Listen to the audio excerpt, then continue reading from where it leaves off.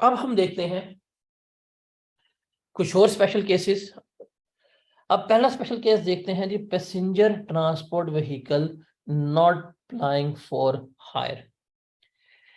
कल हम पिछली वीडियो में जब आपने देखा होगा हम बात कर रहे थे कि हमारे पास व्हीकल्स जो है ना वो दो तरह की होती हैं।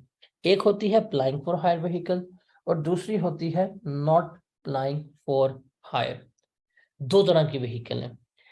जो अप्लाइंग फॉर हायर व्हीकल होती है वो एलिजिबल डेप्रिशिएबल एसेट है, और वो एलिजिबल डेप्रिशिएबल एसेट है। और वो जब भी हम व्हीकल वगैरह खरीदेंगे, जब भी हम व्हीकल वगैरह परचेज करेंगे, उसके ऊपर जितना भी इनिशियल अलाउंस होगा वो हम क्लेम कर सकते हैं, 25% है। उसके अलावा उसकी डेप्रिसिएशन वगैरह सारी की सारी लेस हो जाती है, उसके ऊपर कोई लिमिट अप्लाई नहीं होती। तो जो अप्लाइंग फॉर हायर व्हीकल है ना, अप्लाइंग फॉर हायर व्हीकल, इसके ऊपर सारे के सारे जो नॉर्मल सिनेरियोज हैं, जो हम प्लांट पे सप्लाई कर रहे हैं, मशीनरी पे सप्लाई कर रहे हैं, वो सारे के सारे इसके ऊपर अलाउ होंगे। लेकिन अगर कोई vehicle not applying for hire है, नॉट अप्लाइंग फॉर हायर हमने इनिशियल अलाउंस की डेफिनेशन में देखा था कि नॉट अप्लाइंग फॉर हायर किसे कहते हैं। मतलब आपने व्हीकल ले लिया और उस व्हीकल को अब आप खुद इस्तेमाल करेंगे, आप उसको किराए पे नहीं देंगे, बल्कि आपने पिक एंड ड्रॉप पे लगा दिया, वर्कर्स को दे दिया। ये आपकी not applying for hire vehicle है। जो not applying for hire vehicle है, सबसे पहले जो सबसे इंपॉर्टेंट चीज है वो क्या है कि ये व्हीकल कभी भी आपका एलिजिबल डेप्रिशिएबल एसेट नहीं है। और पेपर में उसने अगर आपको कह दिया vehicle not applying for hire, तो आपके माइंड में फौरन चीज आ जानी चाहिए कि ये आपका एलिजिबल डेप्रिशिएबल एसेट नहीं है।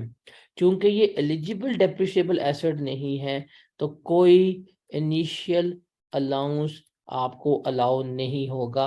ये हमने कल ये लास्ट जब इनिशियल अलाउंस बात कर रहे थे तो हमने बड़ी तफसीलन बात की थी कि इनिशियल अलाउंस 25% किसको अलाउ होगा, जो एलिजिबल डेप्रिशिएबल एसेट्स की कैटेगरी में आएगा। और जो एलिजिबल डेप्रिशिएबल एसेट्स की कैटेगरी में नहीं आएगा उसे कभी भी 25% इनिशियल अलाउंस अलाउ नहीं होगा।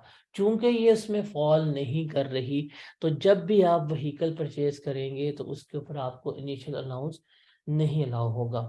दूसरा सबसे बड़ा प्रॉब्लम क्या है, दूसरी सबसे बड़ी प्रॉब्लम जिसमें उसने बता दी है कि नॉट अप्लाइंग फॉर हायर की जो कॉस्ट है वो ऑर्डिनेंस ने रिस्ट्रिक्ट कर दी है। ऑर्डिनेंस कहते हैं कि अगर आपने कोई भी not applying for hire vehicle लेनी है, आप उसकी मैक्सिमम वैल्यू जो टैक्स में लिख सकते हैं वो कितनी लिखेंगे, 7.5 लाख।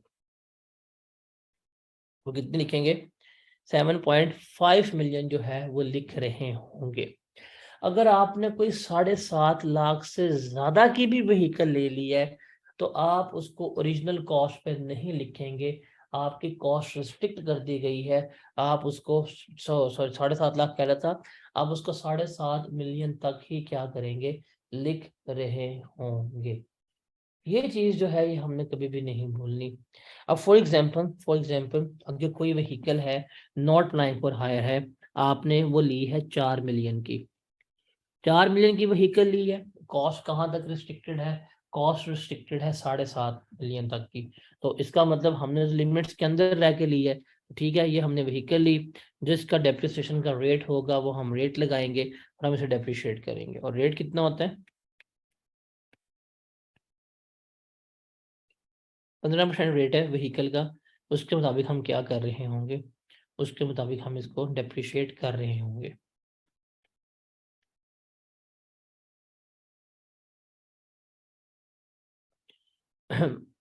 मतलब 4 लाख का 15% लेंगे, अराउंड 6 लाख डेप्रिसिएशन आ जाएगी, वो हम लेस करवा देंगे।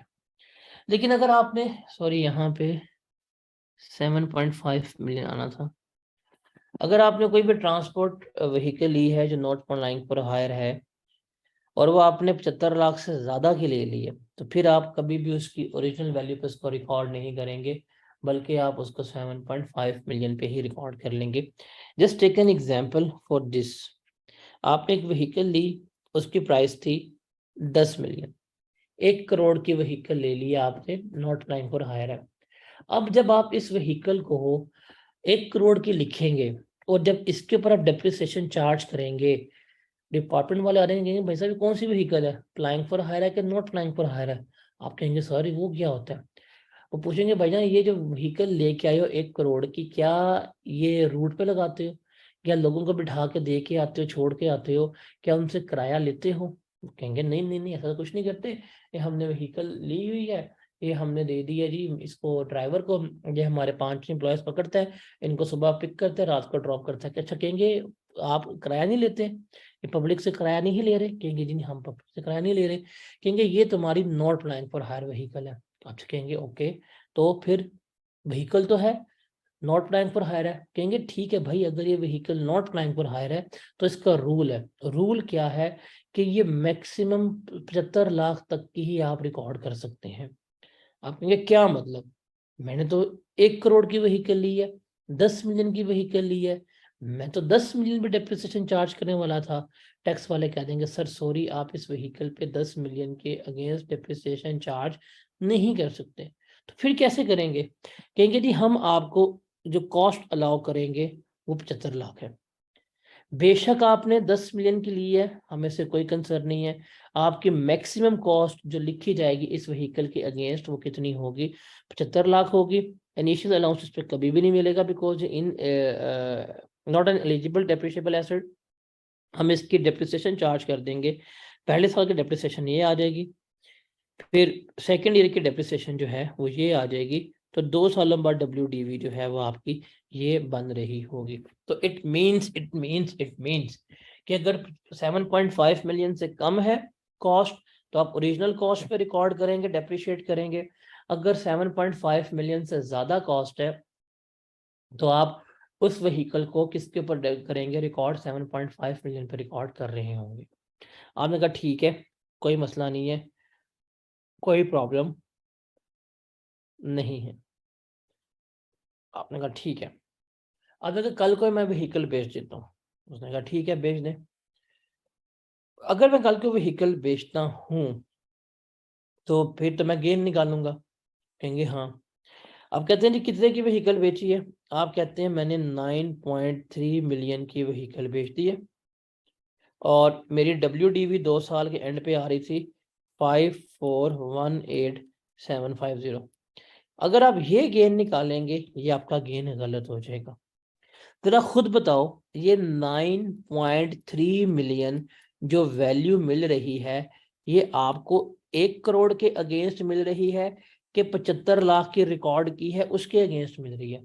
जाहिर सी बात है ये 9.3 मिलियन तो आपको मिल रहा है 1 करोड़ के अगेंस्ट, बिकॉज मार्केट में कीमत इस गाड़ी की 1 करोड़ थी और उस गाड़ी का 9.3 मिलियन मिला है। तो अगर आप 9.3 मिलियन से डायरेक्ट WDV लेस करवा देंगे तो गेन गलत हो जाएगा। क्यों? बिकॉज हमने इस गाड़ी को तो 1 करोड़ का रिकॉर्ड किया ही नहीं था, हमने तो इसको 75 लाख का रिकॉर्ड किया था और हमें गेन या लॉस के लिए 75 लाख को ही इनटेक करना पड़ेगा। तो कैसे होगा? सिंपल सी बात है, इसको इनकॉर्पोरेट करने के लिए हमने जो हमारी सेल प्राइस होगी हम उसे क्या करेंगे, हम सेल प्राइस को रिवाइज कर देंगे। मतलब ये जो हमें 9.3 मिलियन मिला है हम इसको रिवाइज कर देंगे। अब इसको रिवाइज करने का फॉर्मूला क्या होगा? ये फॉर्मूला होगा कि आपने कितने की बेची? जी मैंने बेची है 9.3 मिलियन की। ठीक है, इसको मल्टीप्लाई करेंगे इस फ्रैक्शन से 7.5 मिलियन और डिवाइड कर देंगे एक्चुअल कॉस्ट। एक्चुअल कितने की थी? 10 मिलियन की थी। जब आप इसको सॉल्व कर लेंगे तो आपके पास क्या आ जाएगी? आपके पास रिवाइज्ड सेल प्राइस आ जाएगी।